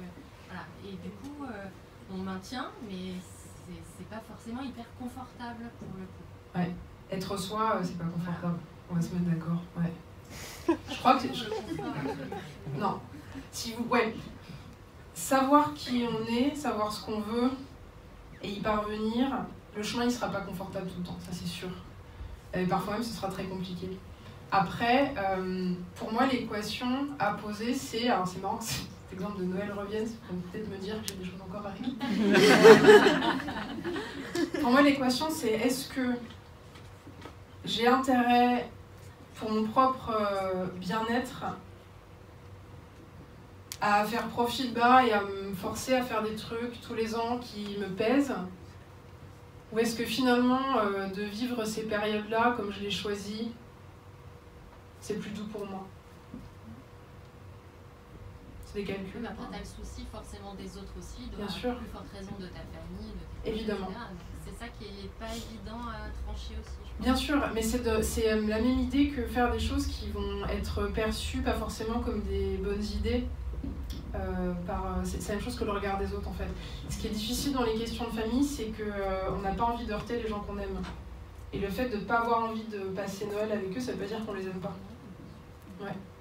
Alors après, il y a une autre option, c'est essayer de s'assurer qu'ils savent qu'on les aime, quoi. Et essayer de décorréler l'amour qu'on leur porte de la présence pendant ces 24-48 heures-là, tous les ans, quoi. Après, ça dépend où en sont les gens, mais c'est possible aussi d'avoir une conversation à cœur ouvert avec eux, éventuellement. Et expliquer en quoi, pour toi, pour vous, cette période-là, elle est pas douce en fait, elle est pas agréable. C'est délicat, hein. Ouais, je comprends. Mais Noël, quoi. Si on m'avait dit ce soir, les gens, ils me parlaient de Noël. Savoir ce qu'on veut, la question de la norme, la question, effectivement, de tester des choses, parce que ce sont les émotions qui vont venir vous dire si ces choses-là, elles vous conviennent ou elles ne vous conviennent pas. Souffleuse, qu'est-ce que j'avais prévu d'autre dans la deuxième partie? Ce que les autres projettent. Ce que les autres projettent, ah oui. Ça, c'est un phénomène, quand on se met en général à prévoir des projets, des choses un peu ambitieux, peut-être hors normes aussi par rapport à ce qu'on a fait jusqu'à maintenant. Il y a un phénomène assez classique, c'est que les gens vont vous balancer des choses pas forcément agréables. Ah mais t'es sûr Pourtant, je sais pas, qu'est-ce qu'on m'a balancé quand j'ai commencé à faire le projet de devenir coach, on m'a dit mais oui, mais avec le marché est déjà saturé de toute façon, tu verras, à Paris, il n'y a pas de place pour de nouveaux coachs, de toute façon, le business, c'est quand même très très compliqué. Moi, si j'avais écouté ça, je ne serais pas là. En fait, l'idée, c'est de garder en tête que ce que les gens vous disent, c'est souvent la projection de leur propre peur. Ça n'a pas grand-chose à voir avec est-ce que votre projet il est viable ou pas, est-ce qu'ils y croient ou pas. C'est surtout ce que eux ressentiraient s'ils étaient à votre place. Donc l'idée aussi, quand vous prévoyez de faire des choses, de tenter de nouvelles choses, c'est quand vous avez des retours des personnes, et parfois c'est des gens très, très bien intentionnés, des gens qui peuvent être très proches, c'est d'essayer de faire la différence entre leurs angoisses et des avis qui peuvent compter. Et dans ce cas-là, moi, mon idée, c'est vraiment de ne garder en tête que l'avis de ce que j'appelle les experts, c'est-à-dire des gens qui ont quelque chose à dire dans le domaine dans lequel vous vous apprêtez à vous lancer. Le reste, pour le coup, ça compte pas vraiment. Est-ce que vous avez déjà eu à faire des projets comme ça et on vous a dit des trucs qui vont vachement décourager? Grave. Ouais, je parle des exemples. Je voulais être dominatrix ce week-end. J'ai entendu un oui par là-bas, vous êtes un peu flou. Moi j'ai acheté un appartement en ruine. En ruine? Et que j'ai refait complètement. Et donc du coup j'achète un appartement seul. Déjà il y a plein de gens qui m'ont dit tu fais n'importe quoi. Il faut avoir un mec pour acheter un appart. Et après quand j'ai dit que j'allais faire des travaux, j'avais choisi un entrepreneur qui avait une petite boîte dans Paris. Ils m'ont dit mais il va partir avec ton argent. Et c'était des choses qui revenaient. Et même quand j'ai été faire mon prêt, le banquier m'a demandé si on attendait mon mari pour la simulation. Non, j'achète un appart seul et je fais des travaux. Ah ouais? Mais du coup, c'était récurrent, le célibat d'une femme, quand elle achète un appartement qu'elle refait complètement, on a l'impression que ça n'existait pas. Tu l'as acheté il y a 50 ans, ton appart? Non, je l'ai acheté il y a un peu plus de 3 ans. Il y a 3 ans? Ok. Et les gens disaient, mais tu vas voir ton appart, tu vas découvrir qu'il est... Enfin, ça m'avait choqué quand même le nombre de choses négatives qu'on m'avait dit. D'accord. Et ça s'est bien passé? J'ai un appart canon et maintenant tout le monde veut venir dedans. Excellent. Ok. Non, mais c'était lourd. Oui, c'était lourd à vivre. Mais ça t'a pas découragé? Bah, ça m'a donné encore plus envie de leur dire... Fuck. Ouais. Ok, excellent. D'autres exemples de projets? Vous n'avez pas écouté les gens? Vous parlez entre vous, vous parlez à moi. Ça marche. Moi, je veux bien parler. Oui. Ouais, moi, c'est un projet de reconversion professionnelle. Ouais. Où j'avais du coup, le fameux CDI dans une belle boîte, avec le bon salaire, qui va bien. Et je suis partie en voyage et je suis revenue avec l'envie de ne pas avoir un seul métier, d'en avoir plusieurs, de prendre des risques, d'entreprendre. Ouais. Et en fait, tout le monde a projeté les peurs de ne pas avoir de salaire à la fin du mois, de ne pas être propriétaire, de ne pas avoir de sécurité. Sauf que moi, c'est pas du tout quelque chose qui me pose un problème, mais tout le monde l'a projeté, tout le monde réalise que c'est quelque chose d'important, que tu vas manquer de sécurité, et moi j'essaie de faire ça comprendre. Il faut qu'ils réalisent que pour moi, c'est pas mon jeu. Ok. En tout cas, ça a été simple pour toi, enfin, ça semble, parce que c'était pas un problème pour toi. Là où c'est un peu plus compliqué, c'est quand ça vient taper dans des angoisses qui sont aussi les vôtres. tu n'y arriveras pas, ça va être compliqué, ça va être long, ce résultat-là est très compliqué à obtenir, et là, il faut aller chercher dans des ressources intérieures, quoi. Mais ça affirme quelque chose en soi, je pense que c'est... Alors, c'est pas là par hasard. C'est pas là par hasard, on peut choisir de croire que soit c'est finalement une sorte de source de motivation, comme dans ton cas, où en fait ça va presque donner une énergie de rébellion à dire ah ouais, tu crois que je vais pas y arriver, ben tiens, je vais y aller vraiment à fond et tu vas voir. On peut aussi choisir de croire que c'est un miroir, c'est-à-dire que ce que les gens vont venir nous projeter, c'est exactement ce qui nous reste à travailler. Ça vient de mettre en lumière nos angoisses, nos inquiétudes, et ça nous donne une idée assez précise de ce qui reste à conquérir à l'intérieur de nous-mêmes pour que le truc soit... pour qu'on puisse aller au bout du projet, effectivement. Ouais. Mais des fois, les gens aussi projettent des choses tellement positives que ça finit par vous mettre la pression. Enfin, par exemple, ils projettent un petit peu leurs envies, ce qu'eux, ils n'arrivent pas à faire, et vous êtes un petit peu leur cobaye, leur test. Vous, par exemple, vous voulez vous lancer dans l'entrepreneuriat et ils vont être « oui, vas-y, c'est bien, c'est génial », alors qu'on sent très bien que c'est un petit peu leur rêve secret aussi, et qu'au final, c'est pas des encouragements factuels, mais c'est plus « vas-y, tente ». On est curieux de voir ce que ça donne, parce que peut-être que nous aussi... Et donc là, pour le coup, par rapport... ça génère pas l'angoisse c'est aussi l'angoisse d'échouer, mais d'une autre manière, parce qu'on a une pression tellement forte, on se dit, s'ils pensent que oui, on doit réussir... Tu parles pour toi ou tu parles en général? Je parle pour moi. Ouais. Dans ce cas-là, je vais t'inviter, ça vaut le coup pour tout le monde ici, à parler au jeu, juste pour que ton inconscient il comprenne que c'est de toi qu'il s'agit et pas de moi en l'occurrence. Oui. Donc voilà, les gens m'encouragent et me disent oui, tu peux le faire, tu as tout pour le faire, tu as les compétences, tu as le charisme, tu as la présence, tu as tout ça. Et moi, au final, ça me plombe parce que je me dis waouh, quoi, c'est. Ça te plombe? Oui, finalement, je vais rester là où je suis. Ça fait vraiment l'effet inverse. Ok. J'ai l'impression qu'on me met une pression. Est-ce que c'est parce que tu je dois réussir. Fais l'hypothèse que ces encouragements ne sont pas sincères? Oui. Oui, pour moi, oui. Peut-être parce que moi-même je doute. C'est parce que quand on te fait des compliments, c'est facile pour toi de les accepter? Avec le sourire. Non, mais derrière le sourire, je m'en fous, moi, du sourire.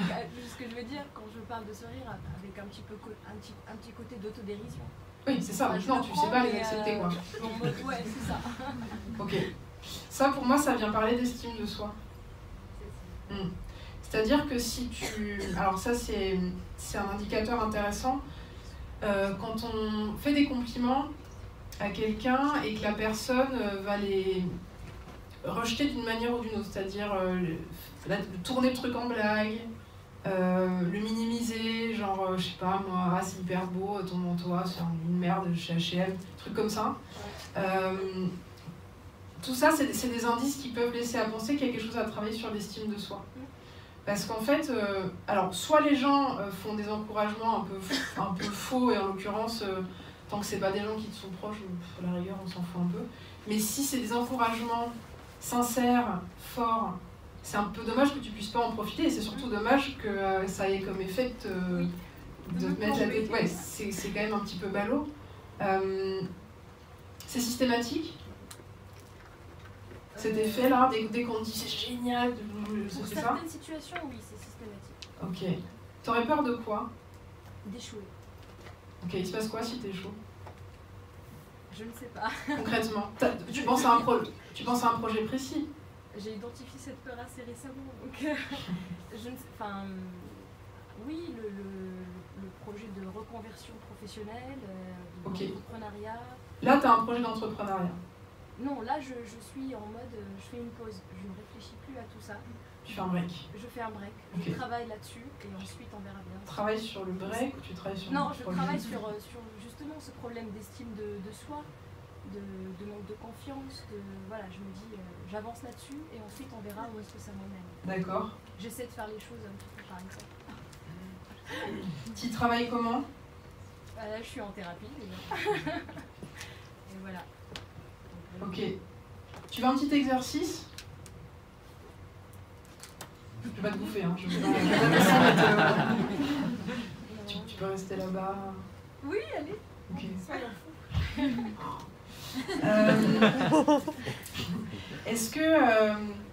Est-ce que tu peux penser à quelqu'un de ton entourage, c'est-à-dire quelqu'un de réel, qui, selon toi, a une très bonne estime, une très bonne confiance en lui-même ou en elle-même?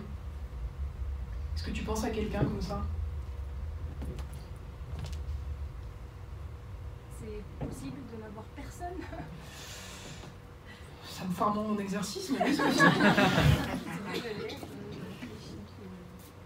Alors dans ce cas-là, tu as droit à des gens qui sont pas dans ton entourage proche. Que ce soit vrai ou faux, on s'en fout. C'est juste que quand tu penses à cette personne, tu te dis oui. Estime de soi, confiance en soi, bon. Oui. Ouais, t'as quelqu'un? Oui. Ok. Est-ce que je parle son prénom? Swad.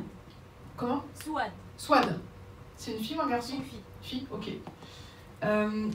Qu'est-ce qui te fait penser dans le comportement de Swad qu'elle a confiance en elle? Concrètement. L'audace. L'audace. T'as un exemple?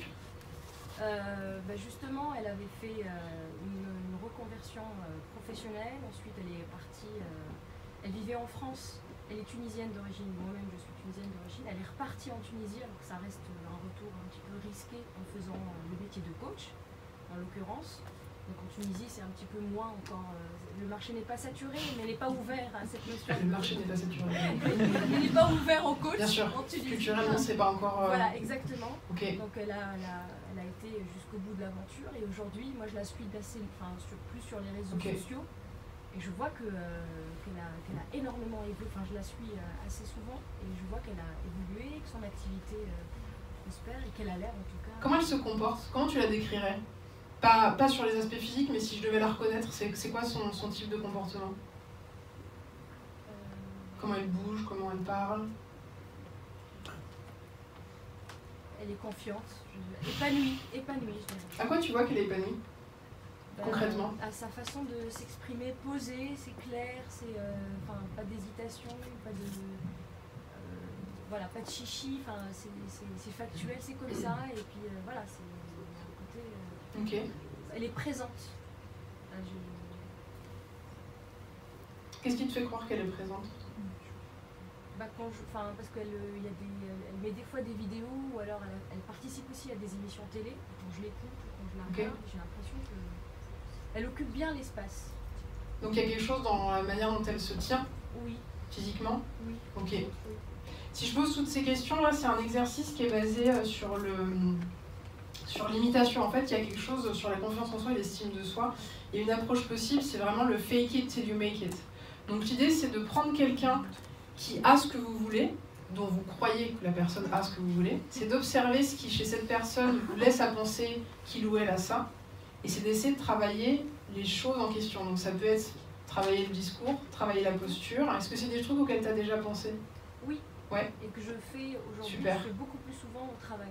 Génial. Et je vois le changement. Tu vois le changement concrètement? Ouais. Tu as des exercices? Comment tu travailles ça?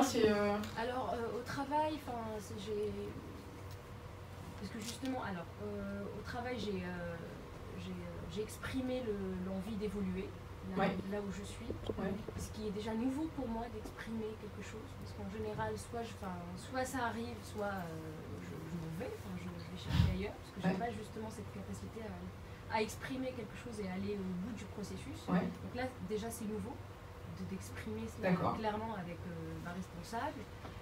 Ensuite, du coup, dans le cadre de ce processus-là, j'ai rencontré mon N+2, voire mon N+3, ce qui est nouveau pour moi. Donc tu t'es permis de faire des choses que tu n'avais jamais fait avant. Exactement. Et donc, et d'avoir un discours différent vis-à-vis de personnes différentes, dans un cadre différent, où là, je ne parle pas de mon projet, de mon travail, je parle vraiment de moi, de ce que je veux faire, de ce que je vaux, des compétences que j'ai, de les mettre en évidence. Ce qui est complètement nouveau pour moi. Ok. Est-ce que, juste pour revenir sur la notion de l'échec, est-ce que tu as déjà vécu un échec? Paf. En fait, je suis tenté de dire non. Ouais. Parce que je n'ai pas vraiment vécu un échec ni quand j'étais au lycée, quand j'étais au... En fait, pour moi, le problème c'est ça, c'est que ton système, c'est une hypothèse, c'est que ton système, il est terrifié d'un truc, entre autres parce qu'en fait, il l'a jamais vécu. Donc si tu as envie d'accélérer un peu le process et de passer au-delà de cette peur, tu peux volontairement aller tenter des trucs où tu sais que tu vas te toller. Très bien. T'as une idée qui te vient quand je te dis ça? Non, mais je vais... Tu vas voir. Ouais. En fait, ça peut être intéressant dans ces cas-là, quand vous avez une peur, c'est d'aller provoquer le truc volontairement. Dans des conditions contrôlées. Vous voyez ce que je veux dire? Vous faites quelque chose qui ne sera pas une catastrophe, vous n'allez pas non plus... il n'y aura pas un coup immense au truc, et vous allez le provoquer. Votre système, il va se rendre compte qu'en fait, vous n'allez pas mourir. Et la peur, de fait, mécaniquement, elle va diminuer. Ok. Est-ce qu'il y a des questions? Des gens qui sont chauds pour monter là, sur scène, c'est fou, je pensais vraiment que la chose pourrait monter. Je peux continuer à parler, hein, mais... Bien. Alors... J'aurais une question, moi, s'il te plaît. Tout à fait. Je suis en train de réfléchir. Comment faire la différence entre se respecter soi et ne pas être individualiste? Enfin, ouais, on est forcément... je crois que ça va être une question compliquée, je crois, Rachel. Non, je repense à tout à l'heure, voilà, quand on nous dit Noël, par exemple, comment se respecter soi, sachant qu'on dérange forcément le groupe. Ouais.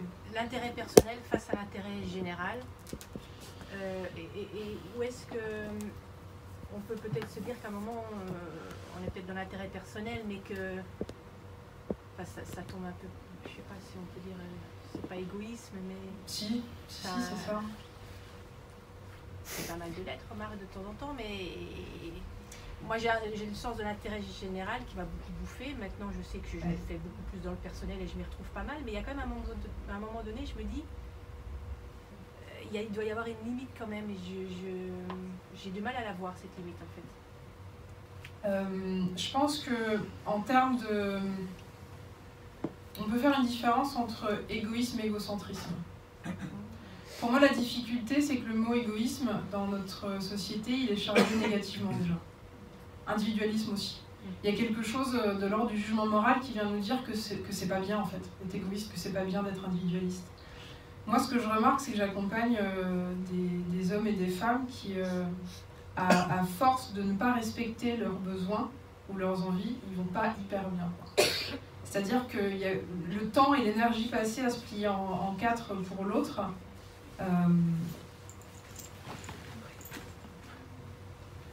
Je suis désolée, j'ai perdu mes lentilles en plein pendant le truc, donc il n'y voilà, a aucun souci, excusez-moi. Complètement ok.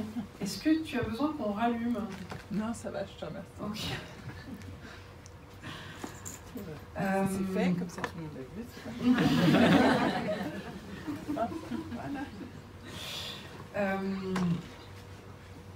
vu. Pour moi, la limite,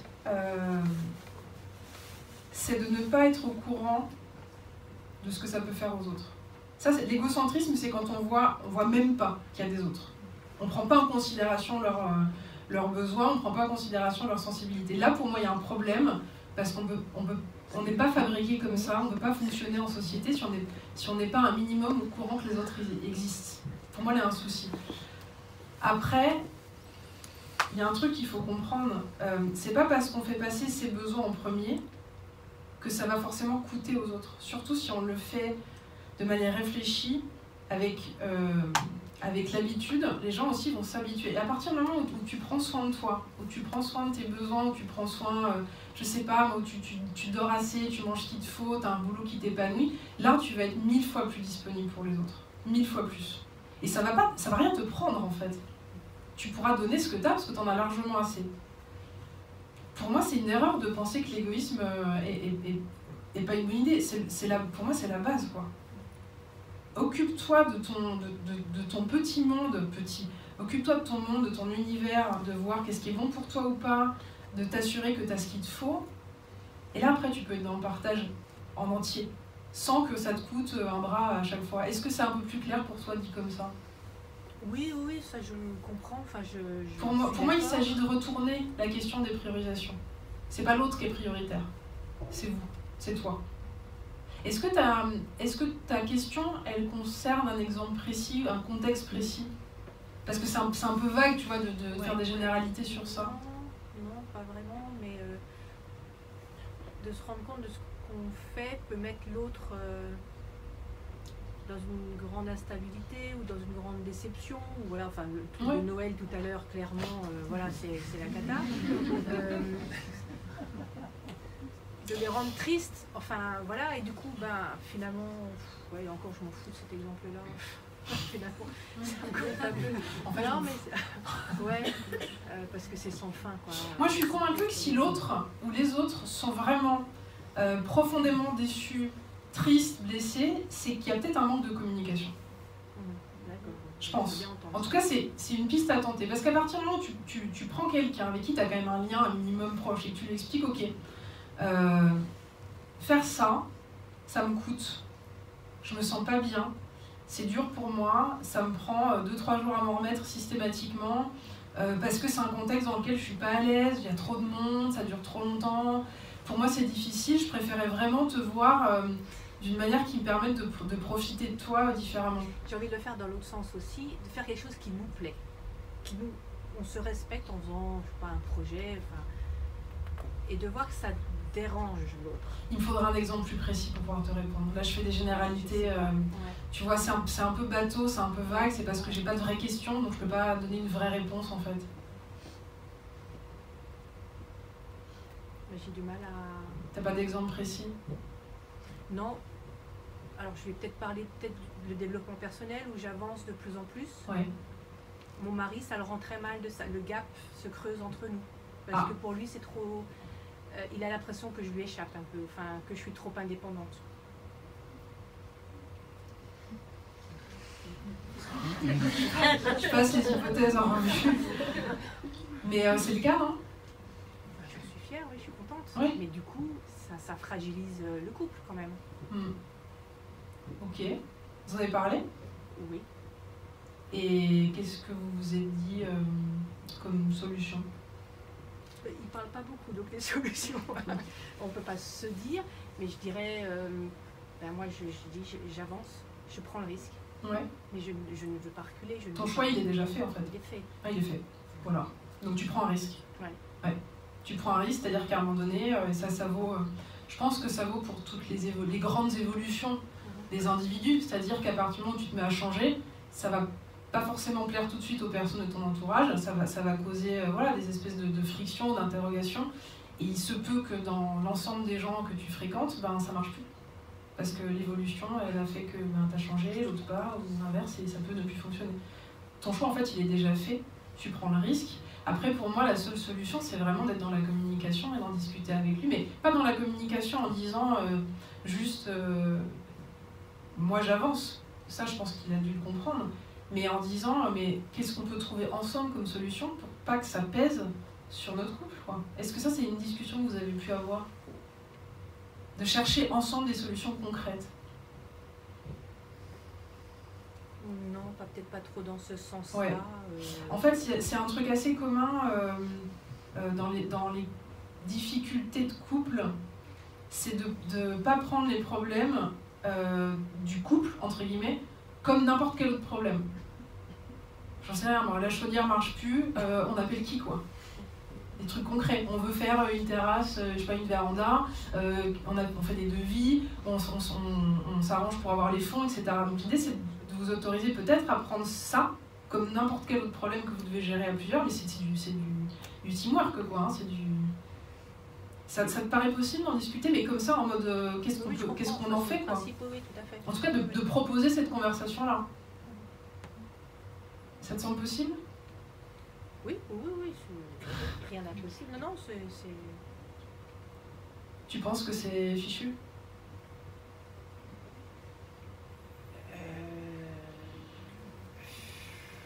Faudrait un tiers, je crois. Bon, faudrait un un tiers. Ouais, non, c'est ça. Ouais, c'est un truc que vous avez déjà envisagé? Oui, on en a déjà fait, voilà, après... Déjà fait?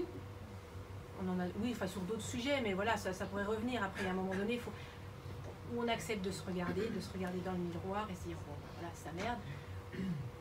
moi, autant je me regarde bien dans mon miroir personnellement, autant dans le couple, je vois bien que je merde dans ma façon de communiquer aussi, de voir qu'il avance pas, ça m'agace. Donc là, je suis tout aussi fautive que lui qui ne veut pas avancer et moi qui communique mal. Voilà, c'est là où on aurait certainement besoin d'un peu d'aide. D'un peu d'aide, ouais. Voilà. Pour le coup, moi j'aime bien essayer de laisser de côté la notion de faute pour parler plutôt de la notion de responsabilité. C'est un truc sémantique, mais ça évite voilà, de se sentir coupable. Ça évite aussi un truc qui arrive beaucoup dans les couples, c'est-à-dire le concours de bite, quoi. En gros, hein. C'est-à-dire la notion d'ego qui fait mieux que l'autre. Ça, c'est des trucs qui sont pas hyper productifs. Ça peut aussi vouloir dire à terme que ce couple n'est plus ce qui te convient. C'est pas impossible, c'est rien. C'est un truc auquel tu as pensé? Oui, bah oui, je prends le risque. Donc je vois bien après jusqu'où je pourrais avancer comme ça. Mais aujourd'hui, c'est sûr, je ne veux pas sacrifier. Bien sûr. Et c'est toujours un peu culpabilisant. Voilà, il y a le couple, il y a la famille, il y a les enfants, ça secoue beaucoup de choses. Ouais, c'est sûr. Surtout quand on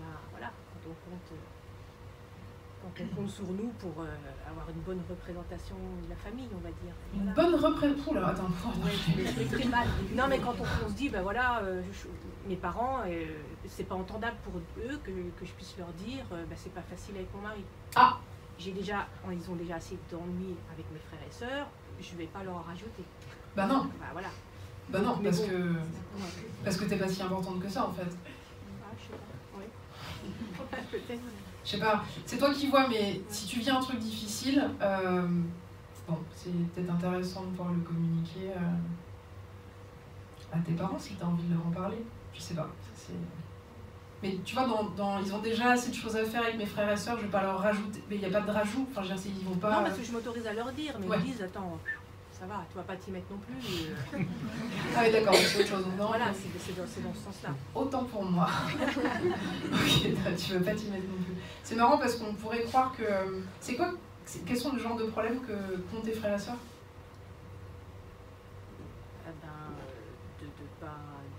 Du problème, du couple, surtout de ne pas avancer dans la vie, de ne pas... Ok. Moi, je fais l'hypothèse, c'est juste comme ça, après, ce sera pas directement pour toi, mais que tes parents, pour le coup, ils ont peut-être un truc du genre, on a merdé, quoi. On n'a pas fait des enfants parfaits qui vivent des vies parfaites. Oui, ça. Oui, ça, nous sommes d'accord. On n'a pas fait une famille d'ordinateurs. Mais tes parents ne sont pas là ce soir. La petite fille sensiblerie, pleine de sensiblerie, il a bien compris. Ah bah oui, parce qu'ils auraient peut-être préféré un... Bah, c'était plutôt un Minitel peut-être, mais... J'avais juste une question. C'est des frères que tu as ou des frères et sœurs? Frère et une sœur, oui, 3 frères et une sœur. Parce qu'il y a aussi quelque chose de très, très, très lié au genre. Les femmes prennent plus en charge, plus facilement, plus longtemps dans le silence. Donc il y a aussi peut-être des questions de genre sous-jacentes. C'était juste une thématique posée. En évitant la généralité, parce que c'est pas toujours le cas. Enfin, sociologiquement, historiquement, il y a une soumission librement consentie des femmes dans un système de domination masculine. D'un point de vue sociologique. C'est posé, voilà. Ouais, moi je m'intéresse, je dis pas oui ou non, hein, je dis juste que je m'intéresse à l'individu. Et qu'après, il y a effectivement des choses qu'on peut voir revenir plus dans le féminin, dans le masculin. Effectivement, ça peut jouer, bien sûr. Et sur le fait, une fois que vous savez qui vous êtes, ce que vous voulez, sur le fait de le communiquer, on est en plein dedans, hein. Est-ce que vous vous autorisez à dire les choses que vous pensez aux gens? Est-ce que vous vous autorisez à demander des trucs? C'est difficile. Souvent on se force, mais au début c'est quand même une démarche, ça vient pas tout de suite, quoi. Ouais. C'est quelque chose qui viendrait pas automatiquement, il faut penser à le faire, quoi. C'est pas naturel, c'est pas un réflexe. C'est pas naturel, c'est pas un réflexe. C'est comme si on travaille sur soi continuellement sur ça, quoi. Comme si ça fait pas partie de nous, mais qu'on essaye de faire en sorte que ça le soit. De demander, de parler, oui. Ça vous parle, ça, le fait de devoir se forcer à demander les choses, le fait que ce soit pas quelque chose de naturel? Ouais. Qu'est-ce qui vous empêche de demander? Qu'est-ce qui vous rend la démarche difficile dans le fait de demander quelque chose?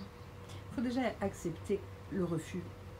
Ouais, accepter le refus potentiellement avant même de poser la question. Exactement. Ouais. Et parfois, ce qui peut être compliqué, c'est d'assumer qu'on nous dise non. Ok, accepter un refus, accepter le non.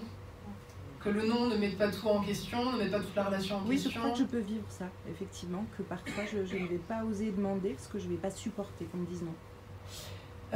C'est une hypothèse qui est vérifiée. C'est-à-dire, si on dit non, il se passe quoi? On est blessé, je pense. Ouais, tu vois, c'est pas dans tous les contextes du monde, mais les fois où je suis dans cette problématique d'avoir peur de demander, c'est que je sens qu'il faudrait pas qu'ils me disent non dans la mesure où je peux avoir l'impression d'avoir donné beaucoup, par exemple, tu vois. Ouais. Et le non pourrait casser tu vois, pourrait dans l'équilibre être... mais tu vois, c'est si je pousse, parce que la réflexion, parce que sinon je demande pas. Est-ce que ce serait des cas où toi, t'aurais donné un peu trop? Pas forcément. Qu'est-ce que ça veut dire donner un peu trop? Je sais pas. Un peu au-delà de ce qui était. Parce qu'en fait, si tu donnes, pareil, c'est un peu une généralité, mais si tu donnes, en fait, pour moi, cette question de demande, ça soulève la question de la dette. Clairement. Ok. Si je donne beaucoup de choses, pas de manière complètement détachée et que j'attends quelque chose en retour, je mets l'autre en dette. Ok. L'inverse, c'est vrai. Donc quand je dis donner trop, c'est aller au-delà de ce qu'on veut donner en attendant pas grand-chose en retour. Je vais dire ça comme ça. Donc, reformer ta question, ok.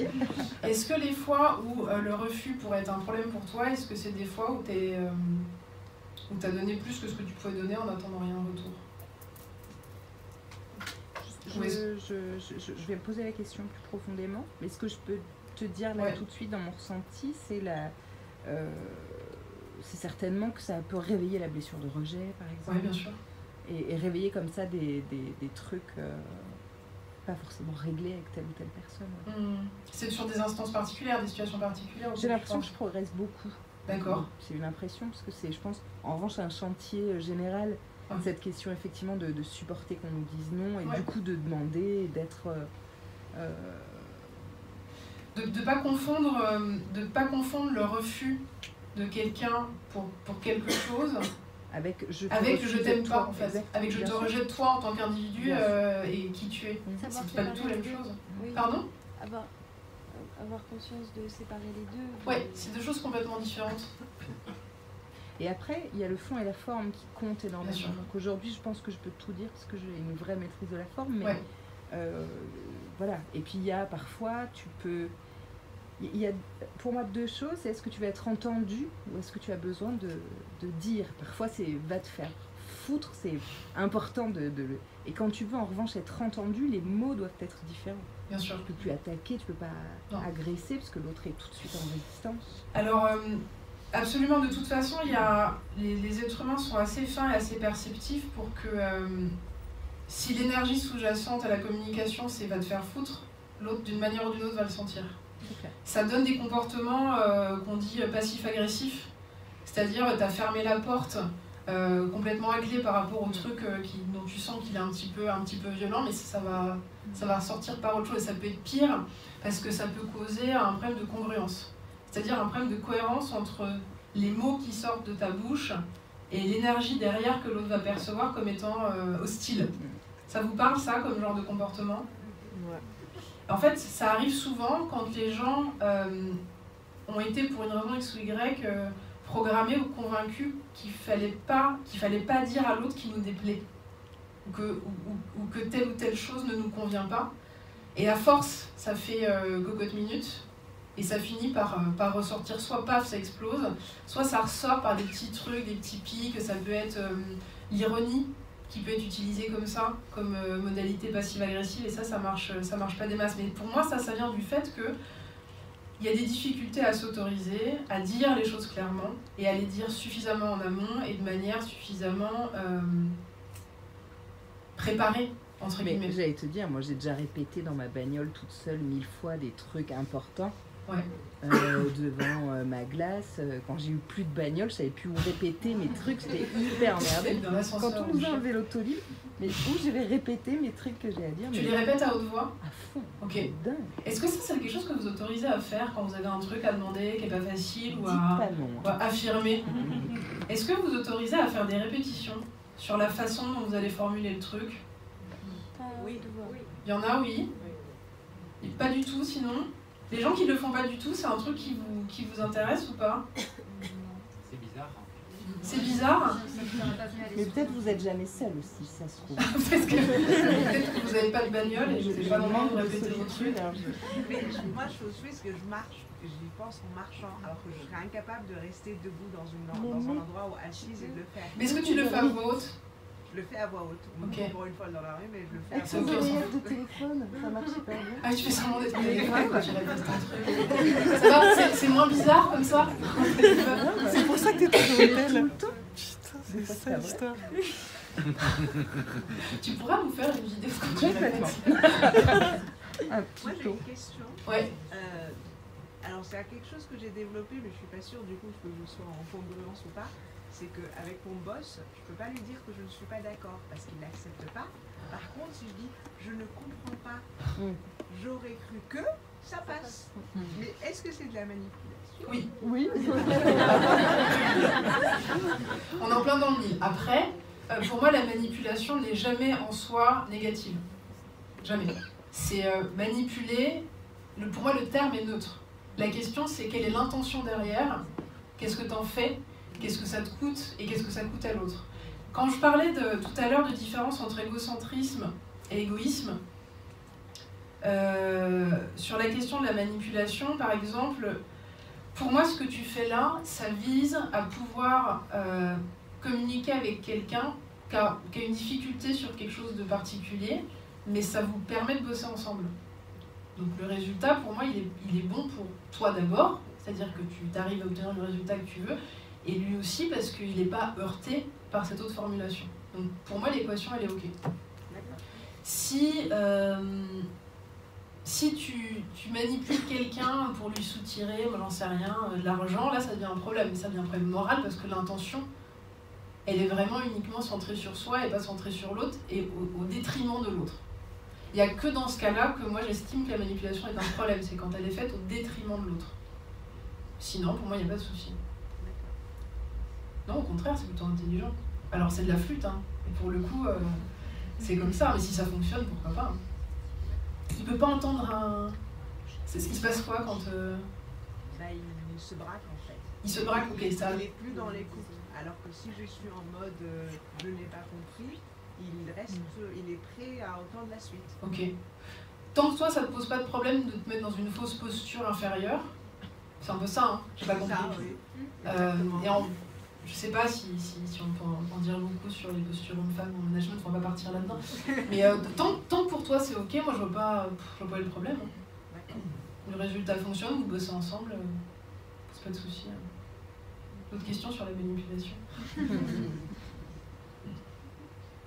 Il y a un truc aussi par rapport au fait de communiquer ce qu'on veut, c'est que je rencontre parfois des gens qui pensent qu'ils communiquent suffisamment clairement. C'est-à-dire qu'ils pensent que leur demande est claire. Alors qu'en fait, pas du tout. Est-ce que c'est un truc qui vous est déjà arrivé? Ouais. Vous avez des exemples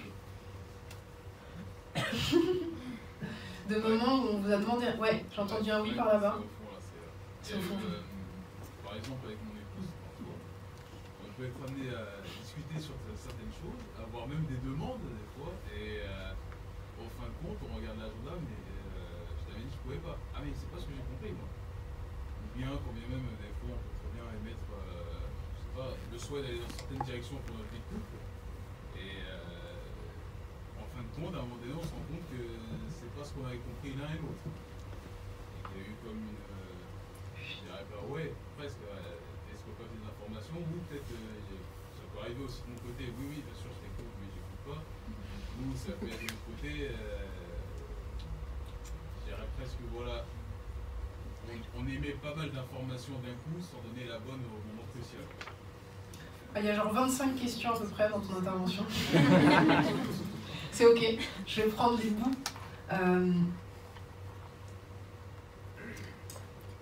Ce qu'on n'a parfois pas, ce qu'on ne prend pas forcément le temps de faire, c'est une discussion sur la communication.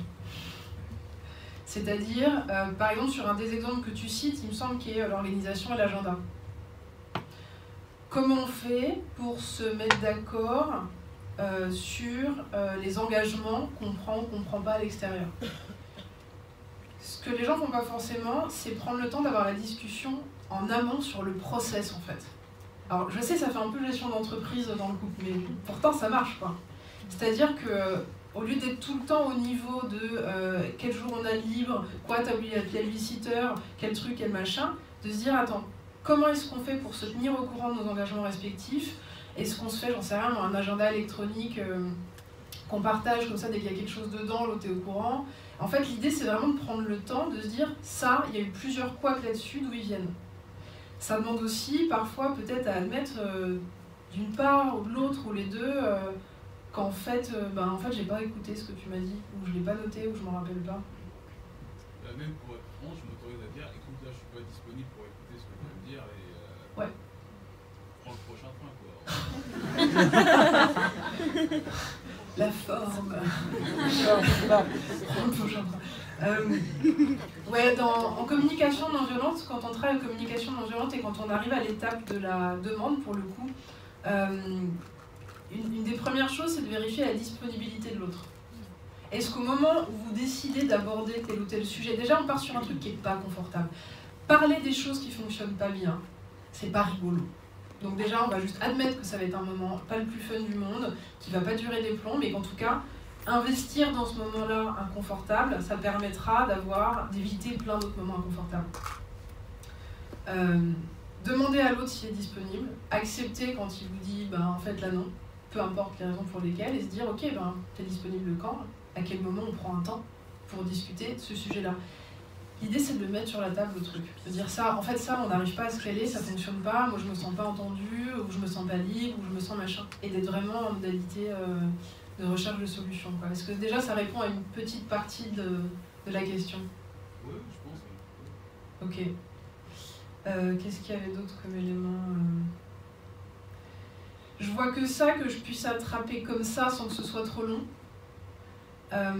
Après, quand je parlais de demandes claires aussi, c'est les demandes du type, je sais pas, au boulot, j'aimerais que vous soyez plus dynamique. Ou dans le couple, je voudrais que tu prennes plus soin de moi. C'est-à-dire que la personne qui est en face, peu importe son intention et sa volonté à répondre à sa demande, c'est presque impossible. En tout cas, il ou elle va devoir jouer à deviner à ce que ça veut dire. Je sais pas si je vous dis dans le boulot être plus dynamique, ça veut dire quoi pour vous? Je voudrais que vous soyez plus dans le mouvement. J'aurais jamais pensé à ça. Avoir l'air débordé, présentéisme, tout ça. Je voudrais que vous vous agitiez dans les couloirs sans raison. Ça me plairait vachement. Ça, c'est la demande non dite d'un certain nombre d'institutions. Mais oui, je sais, c'est pour ça que je suis partie. Oui, il y a des lieux de travail dans lesquels... vous avez déjà vu ces gens, il y a des gens qui sont hyper bons à faire ça, je sais pas comment ils font, il y a toujours une forme d'intensité, il y a des dossiers, des trucs, je sais pas si c'est dans la manière de se déplacer, mais c'est des gens qui brassent de l'air, mais ils le brassent vachement, quoi, et tu te dis, mais comment tu fais? C'est hyper impressionnant. Alors t'en as d'autres, ils font pas de bruit, ils sont là genre tac tac tac, et ils abattent des montagnes de taf. Faire ça, bref, peu importe. Donc si je vous dis, ouais voilà, la question de soyez dynamique, ça peut vouloir dire quoi? Ça peut vouloir dire prenez des initiatives, faites-moi des propositions, ça peut vouloir dire arrivez plus tôt, restez plus tard, etc. Et en fait, ce qui est difficile, c'est que vraiment souvent en coaching individuel, il y a des gens qui me disent mais je lui ai déjà demandé. Et ça vaut pour tout, ça vaut pour le couple, ça vaut pour ta sœur, ça vaut pour ton voisin. J'ai déjà demandé, mais tu as demandé quoi? Et à chaque fois, la personne en fait finit par me dire un truc qui reste hyper vague. Hyper vague, que l'autre ne peut pas comprendre, ne peut pas accéder à sa demande. Est-ce qu'il y a des choses que vous essayez d'obtenir depuis longtemps de quelqu'un et que ça ne marche pas? Encore une fois, s'il y a des couples dans la salle, ça marche pas, la personne ne comprend pas ce que vous voulez. Vous avez des situations comme ça? Oui. Ouais. Tu veux la partager ou c'est chaud? Non, c'est juste par exemple avec... j'ai des problèmes de communication avec un proche dans ma famille et que j'arrive pas à lui parler parce que je suis trop émotive et donc dès que je commence à aller loin, je me mets à pleurer, c'est très pratique. Et que quand j'essaie de lui dire quelque chose, c'est pas possible, donc lui il peut pas comprendre. Et donc après, c'est quoi ta demande? C'est quoi que tu voudrais? Je sais pas, plus de présence, plus d'investissement. Tu vois? Pour moi c'est compliqué. Si tu me dis je voudrais plus d'investissement, je sais pas si ça veut dire qu'il faut que je sois physiquement plus là ou s'il faut qu'on fasse des activités ensemble. Les deux, je suppose. Je sais pas. L'idée c'est que tu puisses t'autoriser à explorer concrètement ce qui marcherait pour toi. Parce que tu vois, moi si dans une relation d'amitié tu me dis je voudrais que tu sois plus investi, en fait, déjà ma première réaction c'est je m'inquiète parce que je me dis merde, c'est quoi, qu'est-ce qu'elle veut en fait? Est-ce que tu veux plus de textos? Est-ce que tu veux plus de propositions de trucs, tu vois? Est-ce que déjà là ça te donne des idées un peu plus précises de ce qui te ferait du bien? Oui, c'est long à réfléchir, mais oui, pourquoi pas. L'idée c'est de faire des demandes qui soient concrètes, auxquelles l'autre puisse accéder, auxquelles l'autre puisse dire oui ou effectivement dire non. Ce qui est intéressant, c'est quand vous avez l'occasion d'échanger avec quelqu'un qui vous est quand même relativement proche, avec qui il y a suffisamment de bienveillance et que vous lui faites une demande claire et que cette personne ne peut pas y accéder, il y a quand même de grandes chances que la personne vous dise « ça je peux pas, mais par contre je te propose un autre truc ». L'idée c'est de ne pas considérer le refus comme la fin de la conversation. C'est juste que ce truc-là ne marchera pas précisément, mais ça donnera peut-être lieu à d'autres idées. Mais de démarrer avec un truc clair, vraiment. Je voudrais que tu sois plus présent. Pareil, même ça c'est chaud, je voudrais que tu sois plus présent. C'est un peu difficile. Si ça vous parle, vous, si je vous dis ça, je voudrais que tu sois plus présent pour moi. Mais après, Maëlia, c'est ce que tu disais aussi tout à l'heure, c'est dans l'énergie de la demande. C'est-à-dire que si c'est « je suis en train de te dire que tu n'es pas présent », en face, on ne peut pas l'entendre, quoi. C'est-à-dire que, ouais, mais tu te rends pas compte, il y a des trucs à faire, du boulot, j'ai des machins, et puis toi, t'es pas là non plus. Alors que si tu viens faire une proposition de « j'aimerais te voir plus », ce serait cool qu'on puisse se voir plus. Ouais. Tu mets pas l'autre à défaut. C'est pour ça que je parle de demande claire et pas d'accusation, bien sûr. Ouais, c'est ça. Donc, en fait, c'est vraiment c'est des trips différents, quoi. Je veux dire, si vous en avez gros sur la patate et que vous avez besoin de vider votre sac, ça n'aura pas du tout le même résultat que si vous faites une demande à l'autre. Si vous arrivez en disant t'es jamais là, déjà dès qu'il y a jamais, toujours, machin, ça c'est niqué parce qu'en fait, vu que c'est faux par définition, il y a un mur qui va se mettre entre vous et l'autre, c'est râpé pour la conversation. Et même le tu en fait. Le tu qui tue, tous ces trucs-là, tous ces trucs de communication, parce que dès que vous êtes dans le tu, comme ça, vous êtes dans l'accusation. L'autre, si vous êtes en accusation, l'autre il va se mettre en système de défense, et vous êtes parti pour... c'est mort. Vous êtes parti pour monter sur le ring. Et une fois que vous êtes dessus, les deux ils ont perdu parce que c'est rarement là qu'on trouve des solutions en fait. Clairement. Après, si vous avez envie de faire une demande à quelqu'un et que pour le coup vous en avez trop gros sur la patate sous forme de colère ou de ressentiment, il y a un truc qui marche pas mal. Vous allez vous dire je passe mon temps à cramer des feuilles, mais mes clients le savent, oui, on passe mon temps à cramer des feuilles. Sur les émotions qui prennent trop de place, pour pouvoir avoir une conversation suffisamment posée et ne pas avoir envie de mettre des patates à l'autre, vous pouvez prendre le temps effectivement de déposer tout ce que vous avez déposé émotionnellement sur une feuille. Alors ça peut être des mots grossiers, des gribouillis, des trucs, peu importe la forme que ça prend, mais le souci avec les émotions qui prennent énormément d'espace et qui empêchent la discussion, pour moi ça veut dire qu'on ne leur a pas donné de place. L'émotion, elle vient vous signaler un truc. Elle vient pas juste vous dire, comme je vous disais au début, elle vient effectivement vous dire ça te plaît, ça te plaît pas, mais elle vient surtout vous demander de vous bouger le cul, quoi. Dans les émotions agréables, elle vient vous dire faites plus de ça, refais-le. En fait, ça nous fait du bien, ça fait sens pour nous, etc. Ça nous fait grandir, c'est parfait. Les émotions désagréables, ça vient dire fais autrement. Donc si à un moment donné, vous avez une émotion récurrente dans un type de situation et que le truc n'a jamais de place pour sortir et s'exprimer, et je ne vous parle pas de l'exprimer auprès de la personne qui serait le déclencheur de la situation, je vous parle de la vivre, de vivre la colère, de vivre les larmes, de vous autoriser à vous rouler par terre, à gueuler dans un coussin. Faites ça comme vous le sentez, quoi. Et donc le fait d'écrire sur une feuille, pour certaines personnes, ça marche très bien. Une fois que vous avez déposé ça et que les émotions sont revenues à un niveau suffisant pour la discussion, c'est là où on passe à l'étape de la demande. Mais oui, si vous êtes en mode je vide mon sac, ça fait 30 ans que je suis saoulée par un truc, ça va être hyper compliqué. C'est pour ça que je pense qu'il y a certains sujets aussi, avant qu'ils puissent être abordés de manière sereine, il faut faire du ménage en fait. Surtout quand c'est vieux, surtout quand c'est des choses très récurrentes, surtout quand il y a aussi des histoires de famille, ou quand vous avez été profondément blessé. Même si le truc qui est arrivé d'un point de vue extérieur ne peut pas sembler quelque chose de grave, ça n'a aucune importance. Vous avez été blessé, vous avez été blessé. Une émotion, quelle qu'elle soit, elle est toujours légitime. Toujours légitime. Elle fait juste son boulot, c'est pas la peine de lui en vouloir. Après, s'il se passe un truc comme ça et que vous ressentez ça, il y a une logique derrière. Ça veut pas dire que vous n'êtes pas normal ou qu'il y a un problème. Ça veut dire que entre ce petit truc-là et ça, il y a peut-être des morceaux que vous avez loupés. Et c'est peut-être ça qu'il est intéressant d'aller regarder. Si, je sais pas, s'il y a des choses sur vous-même que vous détestez entendre, dont vous savez qu'elles sont un peu vraies, mais quand vous les entendez vraiment, mais ça vous détruit, pour moi c'est un indicateur. L'émotion qui vous submerge est l'indicateur qu'il y a quelque chose à aller regarder. Les émotions, c'est pas vos ennemis. Pas du tout, c'est des alliés, il faut juste comprendre un peu comment ça marche, et puis effectivement, des fois il faut un petit peu d'aide parce que c'est quand même pas hyper simple. Hein. C'est quand même pas hyper simple. Mais effectivement, le mode je vide mon sac, je t'en veux, bah, ça m'a donné une engueulade, pas trop une discussion constructive. Mais c'est dur d'avoir des discussions constructives quand on est saoulé par quelque chose.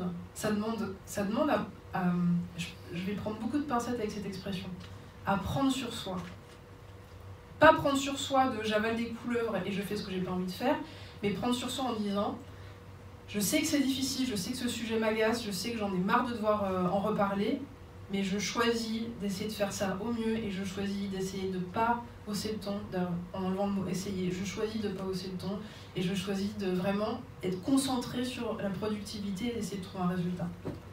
Et ben c'est pas agréable parce qu'il y a l'ego, il est pas du tout content, l'ego il a envie de se friter. Okay.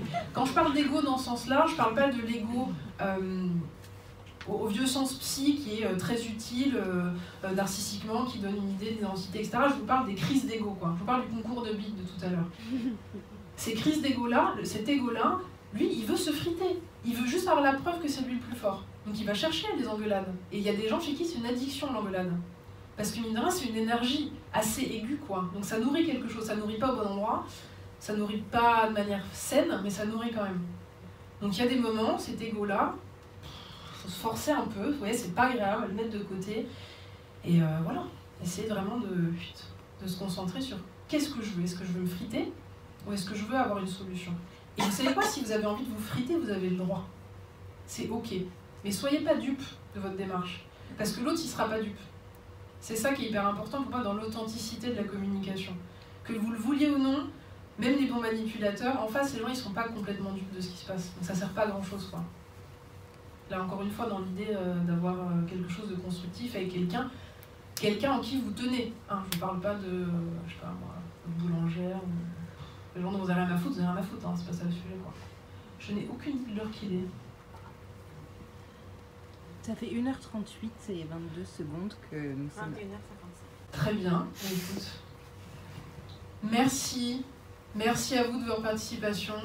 Merci d'être venu ce soir. Merci. Merci à Colette pour l'introduction et la communication. Merci au Théâtre Le République. Merci à Lina. Merci à Derek en régie. En ce qui me concerne, je vous donne rendez-vous sur une page Facebook que j'ai fait il y a 3 jours. C'est nouveau. Vous serez tenus au courant des actualités. Je poste tous les jours des éléments de développement personnel et professionnel si vous souhaitez aller plus loin sur ce genre de discussion. Merci beaucoup pour cette soirée. Merci.